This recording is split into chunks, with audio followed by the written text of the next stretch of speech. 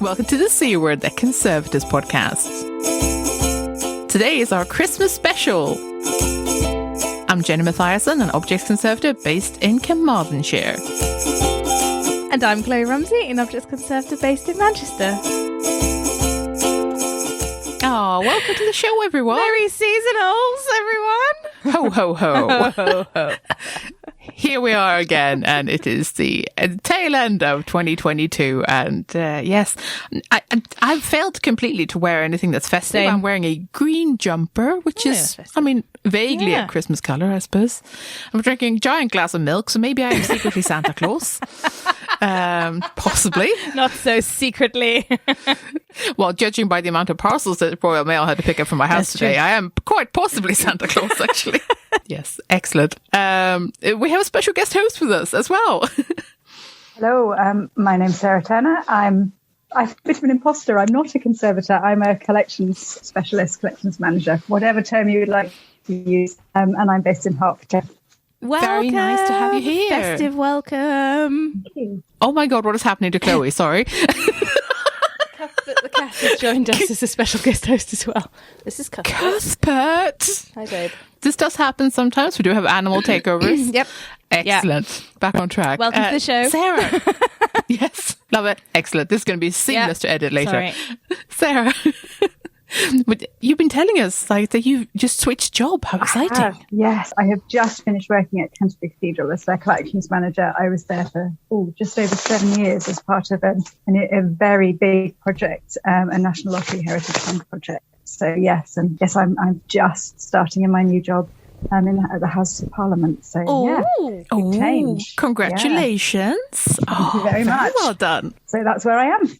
Fantastic. And we're sort of, we've dragged you onto the show because we want to talk roughly about churches and cathedrals and those sorts of spaces around Christmas time.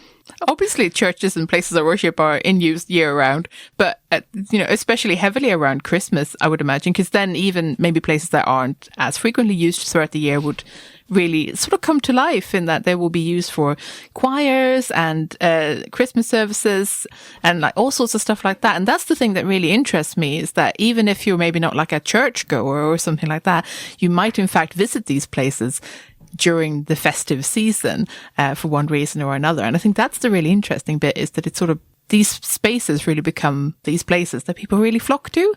And I think that's really interesting from like a collections point of view, because it might involve like a very different use of the space. Yeah, that's a really interesting, because I'm going to be a bit of a downer. I never really thought about it like that, because working collections are working collections 12 months of the year. You would think that there is more emphasis on collections around Christmas, that we're using particular items, special items, but realistically speaking, I've never really thought about it like that before. I think because year round you see a turnover of collections investments particularly, and the silver that we used at Canterbury is very specific, so I knew which was the working collection and which was held in store. There are some more sumptuous vestments that came out right at the end of the year at Canterbury, but that was for a very particular service. So for me, I think there's the ebb and flow of collections use is very much based around sort of maybe feasts or special events. I mean, Lambeth is a really good example at Canterbury this year when the Lambeth conference took place. And what was that? Just to bring our listeners up to speed. So it's every 10 years, it's the Assembly of Bishops of the Anglican Communion, convened by the Archbishop of Canterbury. So that's the bishops from all over the world come together, either at Canterbury or Lambeth. And this occasion, it was Canterbury. So there's a lot of people, a lot of activity. Amazing. Oh, that's really cool. And a lot of collections, either working collections, either being used or part of the furniture during the services and the events. So, yeah. Yeah, well, of course. I mean, I guess that's the thing, as you say, like they are working collections, and that's just sort of, that's ultimately their purpose. And I suspect that this is probably, I think for a cathedral, that's obviously true. It's just that I've never like worked in or in the vicinity of one. For a cathedral, like that makes perfect sense. Like most of my experiences come from like little parish churches that have like, like not very many people in a parish. So like that's a very different use case in terms of like how the space and how the collections are used. So that makes perfect sense that it just looks different at a different scale and a sort of a like a real hub of like worship and use. That makes sense, and it's a really good point as well. So it's just different ways of looking at it. That's all it is. And I also think one of the other things that is of particular interest to me from a collections perspective is that we have our working collections, but of course they're also heritage assets. They are particularly historic material that heritage visitors to cathedrals and to churches, they're looking through completely different eyes. There's a really interesting contradiction between the idea of a working collection that is part of services, part of worship, that may have incredible history and significance, but are used on a day-to-day basis or come out very rarely, or perhaps haven't come out in some collections for quite a long time, to the kind of material that people perhaps come to churches to view as heritage visitors. Yeah. Really interesting how you, working with the collections, approach material, I think. Yeah, there must be really like a fascinating sort of collection to work with, just in general. And you mentioned the word vestments. How would you describe that to people who don't necessarily know that much about ecclesiastical sort of terminology? Well, when I first came to the cathedral, I had a lesson in vestments on what they were and how the clergy wear them. So it's the garments that the clergy wear for services. And they are very, very specific, and they have changed through time and depending on fashion, but also depending on the approach to worship. Canterbury Cathedral's vestments. Really, we had material. I think our earliest collections were from the late 19th, early 20th, probably slightly 1910s, 1920s. Other cathedrals have much older material, and they very much reflect the Gothic revival tradition. So this would be very much the idea of going back to sort of more high church approach to, not even high church, sort of medieval style of vestments. So where you're wearing your chasuble and your cope and your mitre, and it's only in having worked in the church that now I'm looking at them going, oh, that's a very interesting coat that X is wearing on the television today. I wonder who's responsible for that. So, yeah. It's a very worrying state of affairs, but never mind. Yeah. That's the thing about Christmas, isn't it? That we've got a real blurring and joining of heritage and tradition and religion, that it's sort of, that's why these spaces are so interesting, and the use of working collections in that respect is so interesting. I have all these questions. Maybe start with a personal one. Sarah, do you like Christmas? Yes, as long as I'm not thinking about the vestments. Yes, no, I don't have to know about it. No, yes, I do. And it was always a privilege to be working in a cathedral at Christmas time, not only because of the beauty of the space, but it was enhanced in a way I can't explain. But there's a word for that. I didn't realise that each season has colours. So, red for feast days, green for ordinary. Is it white at Christmas? And it really changes the feel of the space. And of course, at Christmas, it's much more, it feels richer in some ways. What totally changes colour?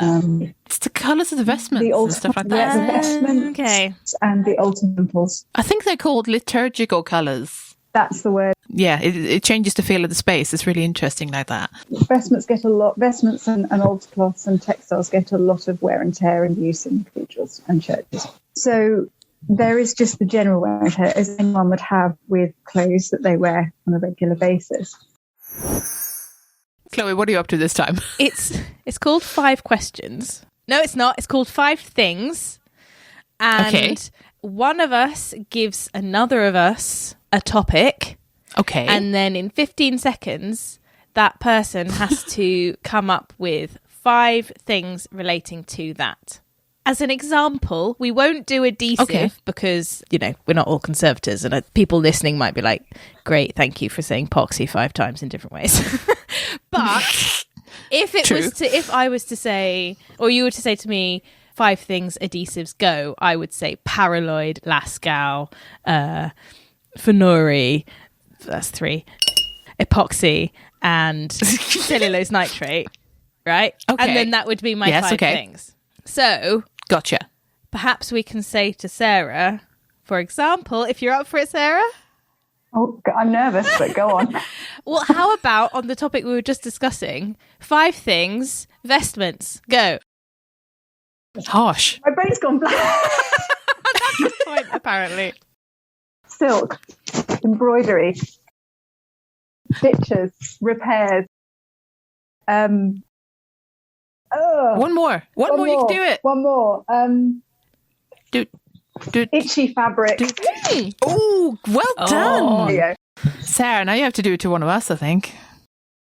I have to think of a topic. Oh, let's do St. Paul's Cathedral. Oh my God, that's way too specific. God. Dome and spire and gold leaf and Yeah, I see where you're going. I don't know, entry ticket. There we go. Nice. Well done. What for Jenny? Perhaps we could just say, it's got to be architectural types, church architectural types.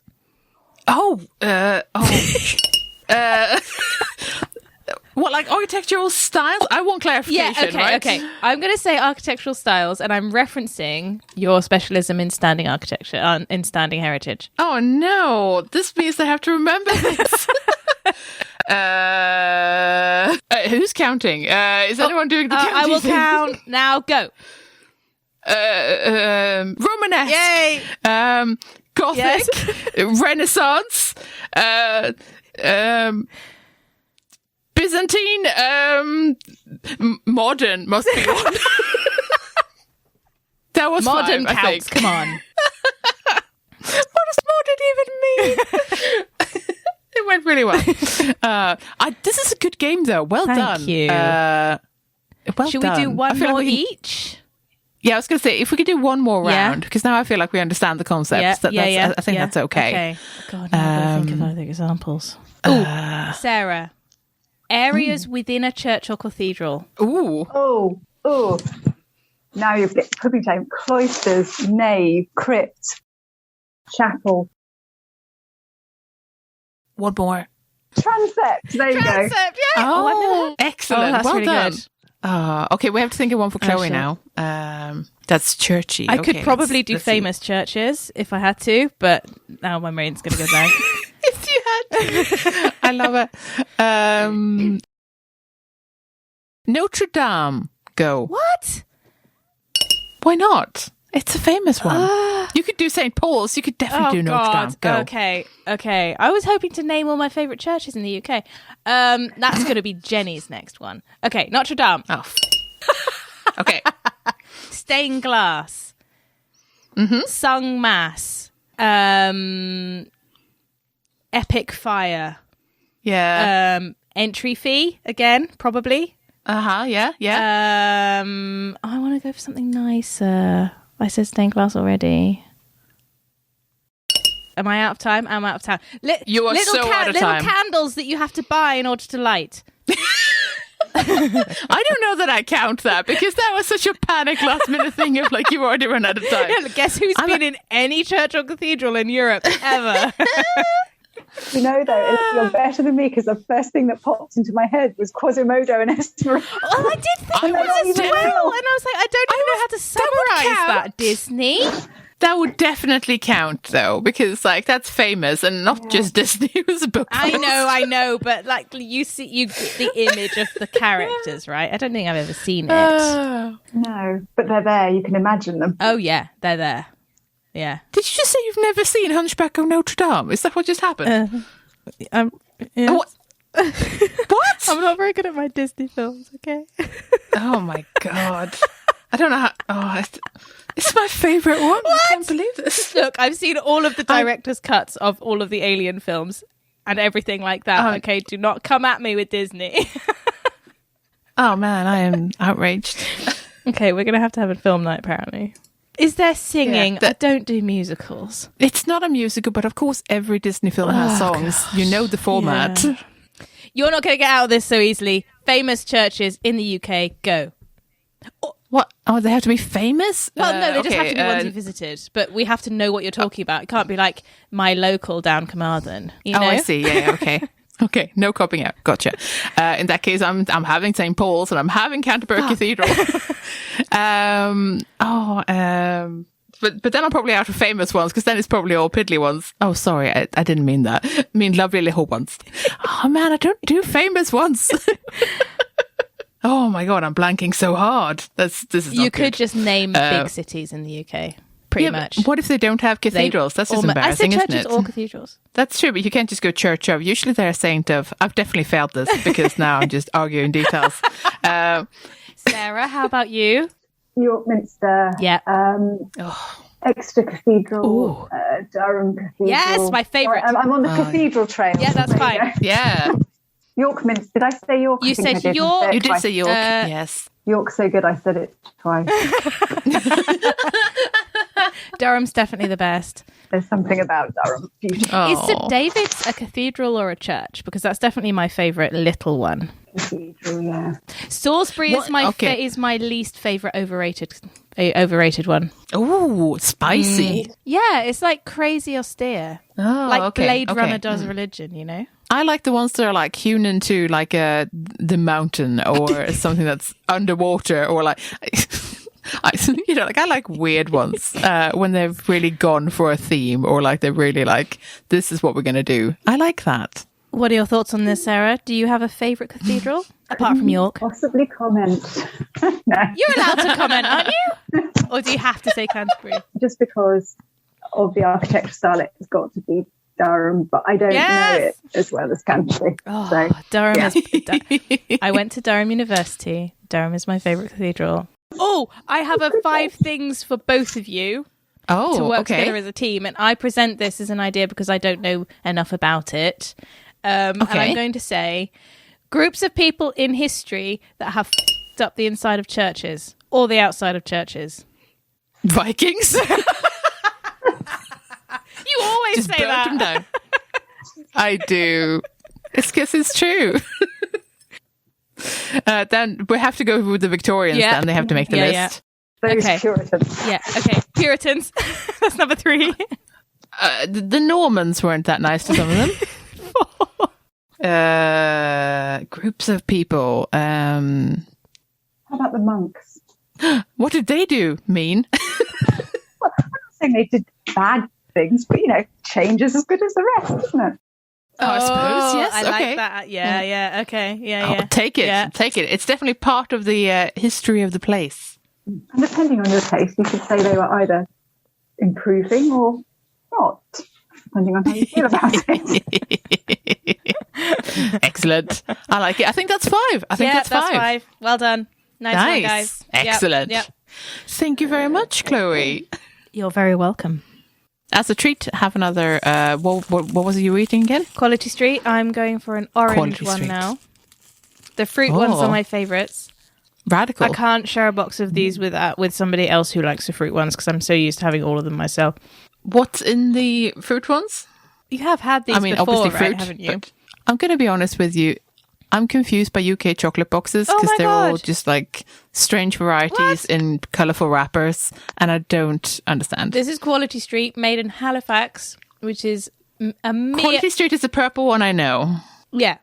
So it's the fruit creams that I like. So it's basically... The fruit cream? Vaguely fruit-flavoured sugar cream wrapped in chocolate. Okay.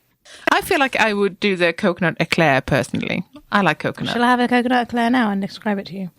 Oh, no, mean. I don't have any coconut eclairs.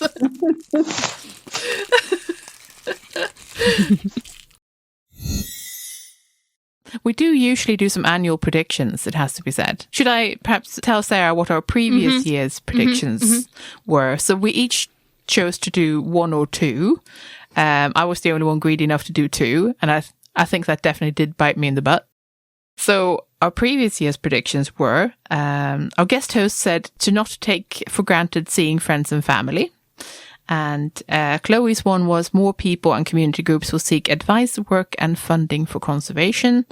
And mine were that I would put up episode transcripts of the podcast and that I would find a workspace for my company. So half of that came through for me. So I did not put up the episode transcripts. I'm so sorry, everyone. That did not happen. I'll have another go. Shall I? That can be this year's. That can be this year's. It's maybe this summer. But I did manage to find somewhere as a workspace, so that did work out. So that's good. Not only that, Kloe, you're making a damn good go of it as well. Kloe, do you think that more people in community groups have been seeking advice and stuff for conservation? How do you feel about it? Like you work with quite a few. I think actually I said that because there were loads of people coming in about the things that they'd found in their various houses and spaces and stuff during COVID and thought I should do something about this. Now, though, I think the cost of living has probably just affected people over the months. I've had some inquiries still, and then I've said, this is how much it's going to cost, or this is what you can do, and this is what that means. And the response has been, I can't justify it. So yeah, I mean, pretty common. Maybe yes and no, because advice has been sought, but not necessarily being able to be prioritized, which is fair enough. Okay, so sort of. Yeah. Yeah, that's fair enough. I do think that people have probably taken their friends and family less for granted. Yes. Like that people have been really grateful to see each other. I think that's been a pretty solid theme. So I think our previous guest hosted really well with that one. Yeah, I think you're right. Defo. How about this year then? Oh, have a think, Sarah. We'll come around to you in a bit. Okay, so I'm going to renew mine of I will put up the episode transcripts. I will still try to do that. What else? Surprisingly difficult. It is hard. Kloe, do you have one? Do I have one? I would like to say that I will be able to prioritise the collection store a little bit more than last year. Ooh. I think that's... And my personal one is going to be that I predict I'm going to go to Egypt in February and go around the museums, and maybe somebody in Egyptian museums are listening and they can host me in their lab and say hi. That's very specific and I like it. Excellent. I'm going to be in Cairo. That goes on the list. At the end of February. I love it. Could somebody please That's have me in fabulous. their studio and I can say hi. Oh, that's fabulous. Sarah, do you have a prediction for the year? Right, well, let's go for something digital.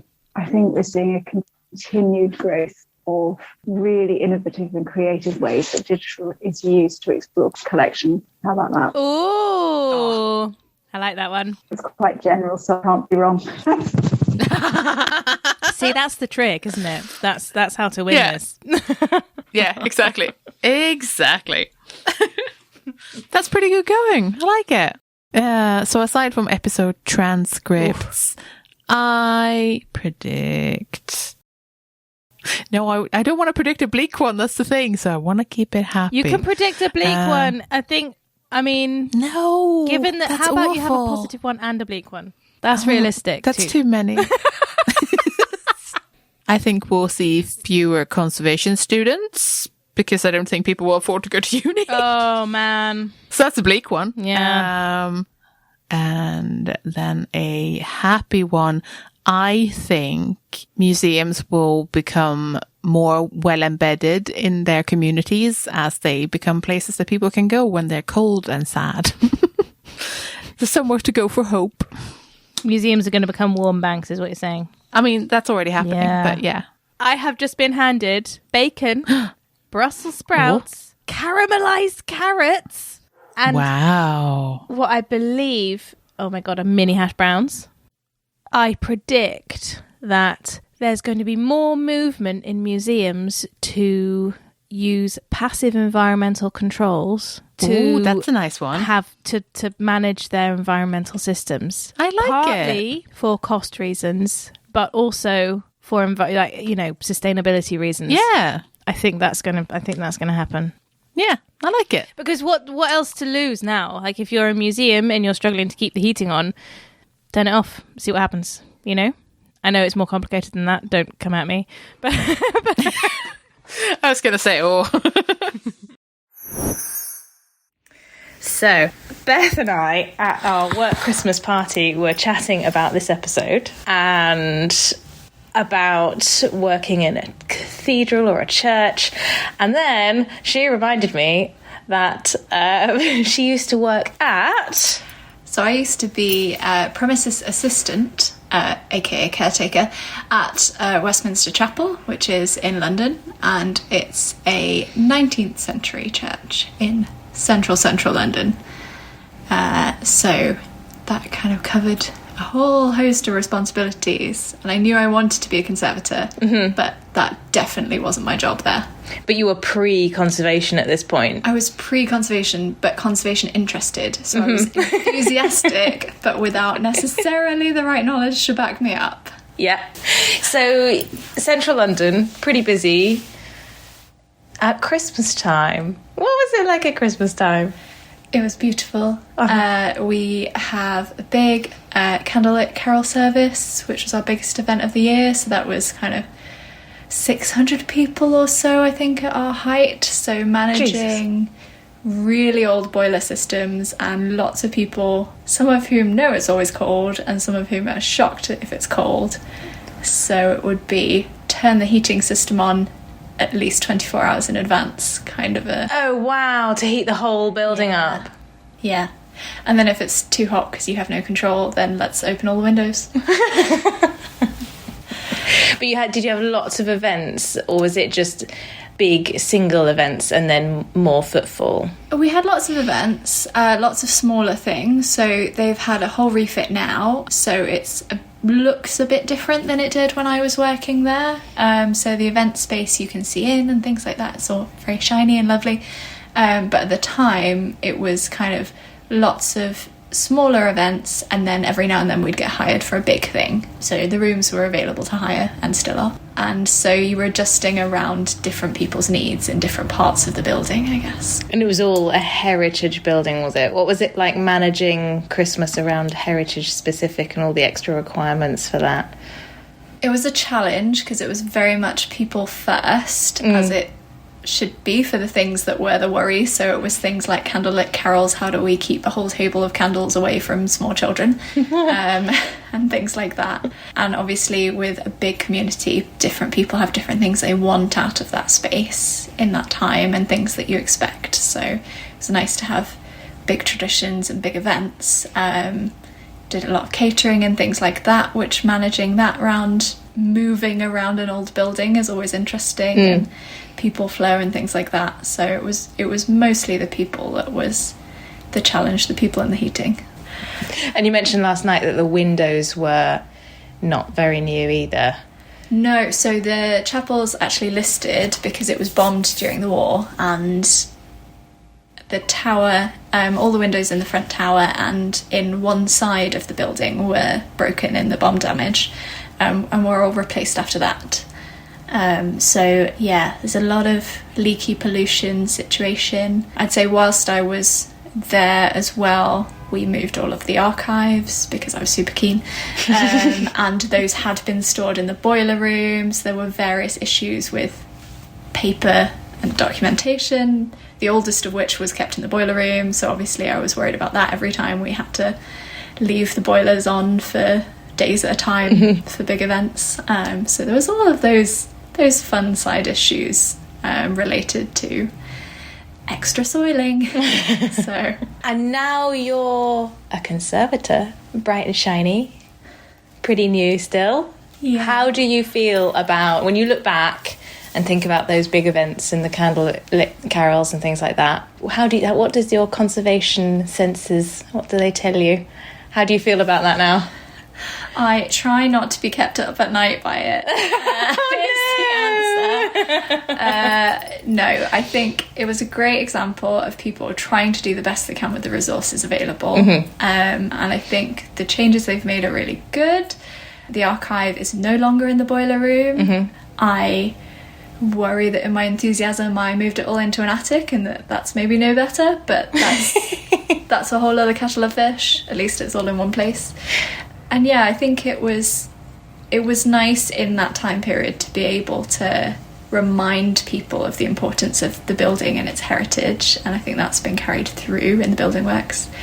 I feel good because I think it's still a building that's performing its role, and it's okay that it's a bit grubby because it's still doing the job. And I think if people have the right approach to it and respect for a historic building, then you win a lot of the smaller battles that maybe you don't notice.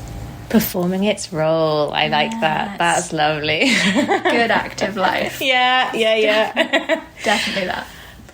And final question that I'm tacking on at the end, because I think it'd be interesting to hear your thoughts on it. With Sarah, we talked about vestments and their different colours and their wear and tear and things. Did you have any dealings with religious and working textiles? So it's a modern-ish evangelical church, but it's had some quite famous preachers in very specific circles. So I did used to give occasional tours to people who would just show up on the doorstep, largely from America, who were all lovely. And I was a bit biased in that we had some of the robes, when robes were worn, of, I think it was Reverend Lloyd George, who was one of the two sort of famous-ish pastors we've had, which were kept in his study hanging up. And I did judge how much I liked the people I was showing on the tour as to whether I would let them see Lloyd George's clothes. Because inevitably people would want to have a bit of a fondle of a sleeve or something like that. Of course. Actually, I think that's fine because they were quite stable. There's nothing wrong with them. They weren't super flashy or likely to be damaged in the way that maybe velvet or silk or something like that was. They were kind of black cotton polyester probably. So I think it was the right place for them to be. And having trained, they were hanging up. They weren't folded up in a box somewhere squished. I'm pleased about that. I hope they still are. Guess the only thing I would say has changed is being more aware of pests. I think if I were to do that kind of job again, I would be a lot more aware of people squirreling away food in weird places. Or spilling things on carpets. Right. That's a conservative paranoia now. Yeah. Oh, yeah. And with the encroach of Christmas becomes more food? I think food and parties. Yeah. Because it's a mince pie ground into a carpet situation I'm thinking of here. Yes, it is, isn't it? Kind of thing. Yeah, and if it takes me a few days to hoover that area. Yeah. Thanks very much. And to put you in a Christmassy mood, potentially, here is a possibly not very Christmassy at all rendition of Silent Night, which we've called Install Night. Enjoy.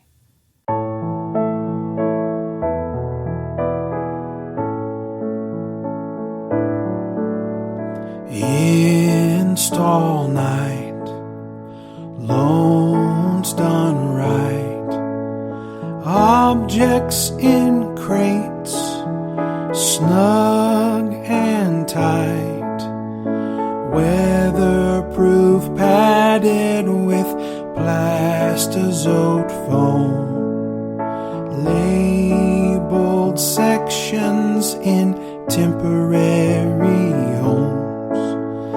Acclimate them for install. Acclimate them for install. Install night, gloves in sight, forms laid out on which couriers will write. No change occurred on the journey here. Hand loan reports for takedown next year. Per diem and a budget meal. Per diem and a budget meal.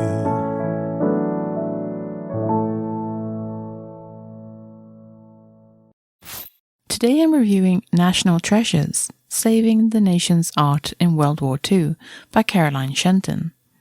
This is a 2021 John Murray publication and it's been sat on my bookshelf for far too long. This book originally caught my eye because it was about the British version of The Monuments Men, which is a fascinating piece of wartime history, and because it was written by a fellow collections care professional. Caroline is an archivist by training, and I was curious if this would shine through in the book. The book starts in Wales, which I obviously love. In fact, there's an awful lot of Welsh heroes in this tome, and I'm absolutely here for it. The book provides a fascinating glimpse back in time to a period when Britain watched the developments in Nazi Germany with great anxiety, and when people asked if paintings could withstand mustard gas or slate dust, and which grand estates or caves could be used as secret storage sites for treasures. It's a book peppered with names familiar to me as a heritage professional educated here in the UK, but that most people outside the sector probably wouldn't know of. Here they come to life a little, and they're given more context and personality, although not always flatteringly, and I feel as if I might know them, or that I've met them, or at least people very much like them in my career. I'm pleased to say this isn't a book entirely about straight men either. There are plenty of lady curators and some queer personal stories in the mix too.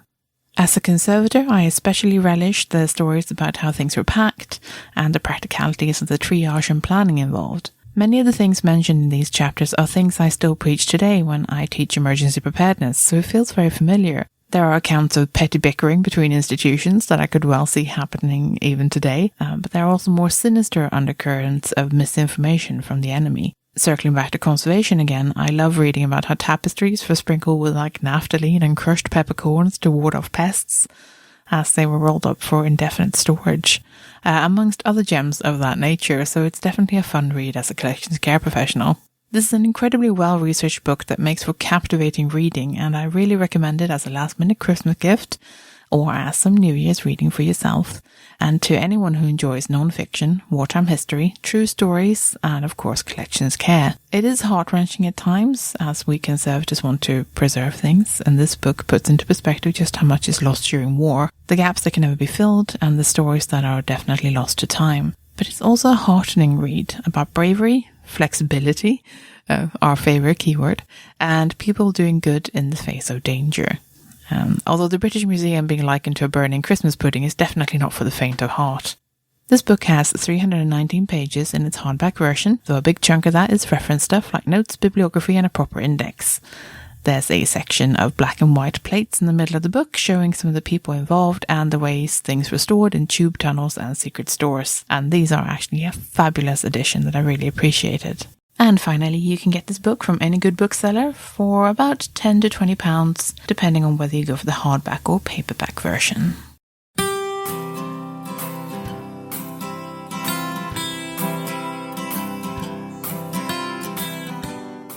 Dear Jane, what is the best way to get conservation experience as an undergraduate student?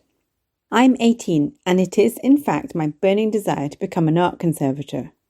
I want to get into a graduate programme for conservation, although I'm unsure of the specialisation I want to focus on. And the main problem I'm having is that most programmes require quite a bit of conservation experience, but I'm too young or inexperienced to qualify for any internships.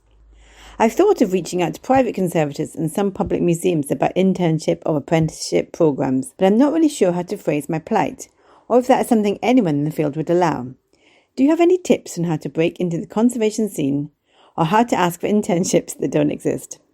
Also, I live in North Carolina, southern USA, which isn't exactly the hip-hop party spot for art conservation. And I'm about to graduate with an associate's degree in fine arts and then transfer to finish a bachelor's in art history and chemistry.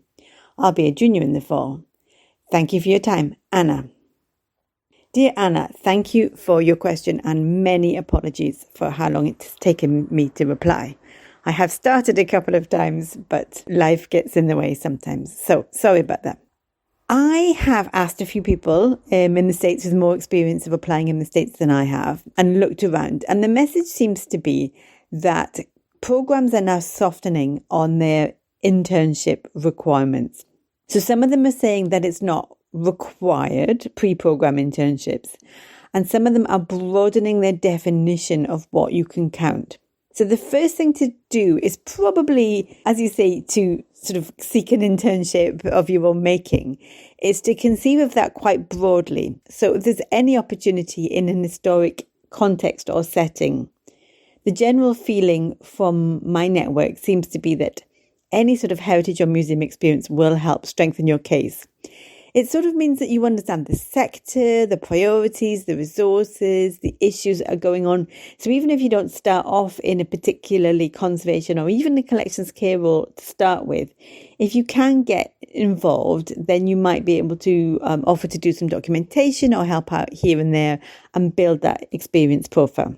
So the people who have been where you are now gave two very consistent pieces of advice, and that is to ask people. So yes, do cold call for the internship that doesn't exist. And it is quite a tricky request. I completely accept that. But what the suggestion seems to be is to find the names of the conservators and send them a polite email explaining what it is that you are wanting to do. Now, I found that when students write for placement, sometimes they're not clear enough on practical things. So if, for example, you are able to offer every Saturday, or every Wednesday afternoon, or 2 weeks in your holidays or vacation, if you can set out what your sort of offer is to them, that's often helpful for them to slot you into their work programs. Also, can you be there at the start of the working day? I don't know what your transport situation is. So just have a think through those sorts of things so that you can say, I'd really like to commit this amount of time. I'm able to travel. Or even, sometimes you can say, I'm prepared to do online work. There are organisations, certainly in the UK, who get people transcribing from archives and records online. And that's the sort of thing you can do from home in your own time. And it still counts as experience. Another piece of advice is that you should look around the programmes and start contacting them to ask them about pre-programme experience and if there's anything that they can advise and recommend. And really read between the lines between those that are saying that pre-program internships is useful and those that say that they're required. I'm not completely sure about whether something has to be badged as an internship to be an internship in American perspective.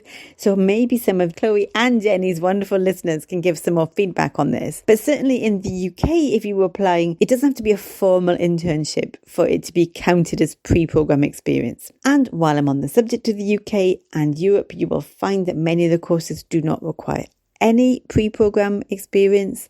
Certainly the ones that I am familiar with do see and recognise that this is a barrier to admissions. But I appreciate at 18, travelling to the UK might not be your first priority right now, but this message goes out to anyone else looking around the world and listening to this podcast, as I know people do, is different countries will have different approaches to this. And certainly, I think from an equalities point of view, the UK has done pretty good there in terms of reducing pre-programme requirements. So if you just let me fiddle with my messages for a second and tap away at my phone, there was a couple of very specific bits of advice from some wonderful people. Ashley Lingle was one of the people who helped out with advice and feedback.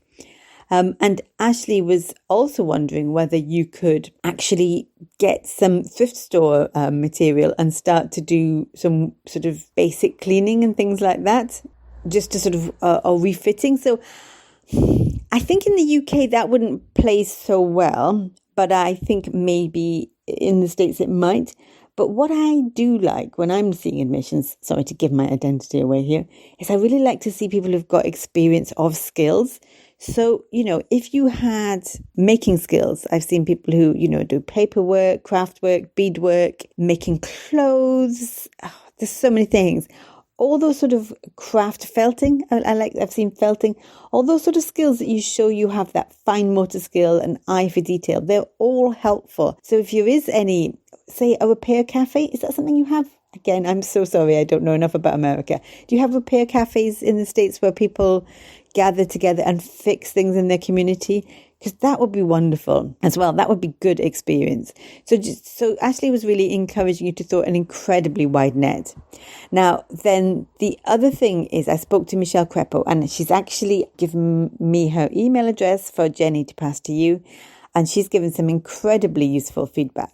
Basically, she said cold call and email. That's what she did. And she sent lots and lots of emails asking people if they could take it. And only one reply came through positive, but that was enough for her to build experience. And she is now working in conservation. She also says to consider the broadest spectrum of heritage, culture, museum work. So anything you can do in terms of exhibit work or anything you can help out with, she recommends. Now, The one thing that's incredibly important, and I've sent the link to Jenny to put in the show notes, is that the state of North Carolina also supports a paid internship program in state government departments that include roles at museums, historic sites, etc. across the state. And that is somewhere that Michelle's museum has actually sourced a lot of education interns. So please have a look for that. Hopefully the link will be in the show notes. And perhaps contact Jenny and get Michelle's contact details. So, sorry this has taken so long. I'm hoping through the magic of the C word and the magic of the festive season that we can connect you to Michelle and maybe we can have a happy ending. And if it does work out, please, please, please phone or leave a message for the C word so that they can update the listeners. Thank you so much for your inquiry, and over and out. If you're enjoying the C word and would like to support our work, then please consider becoming one of our patrons. For as little as $1 per month, you can help us keep our episodes online and more of them coming. Patreon helps us meet our regular costs for the show, and also to plan ahead so we know roughly how much of a monthly budget we've got. That's super helpful when you're trying to do something special like buy a better microphone or save up to go to a special event. Your support also helps keep us free of advertisement. In return, our supporters get access to our archive of extended episodes, which you can only access on our Patreon page. Yeah, for that $1 a month, you get a little extra audio enjoyment. We've crunched the numbers, and it's about 10% extra content on a regular basis. Well, that's not bad for less than a cup of coffee, eh? If supporting us sounds like something you'd like to do, then head over to patreon.com/thecword and join our bunch of absolute champions. Thanks for listening. We're the C Word, and you've been listening to Dr. Sarah Turner, Kloe Rumsey, and me, Jen Mathiasen. Join us next season for more conservation goodness, and have a very Merry Christmas in the meantime. And a Happy New Year as well.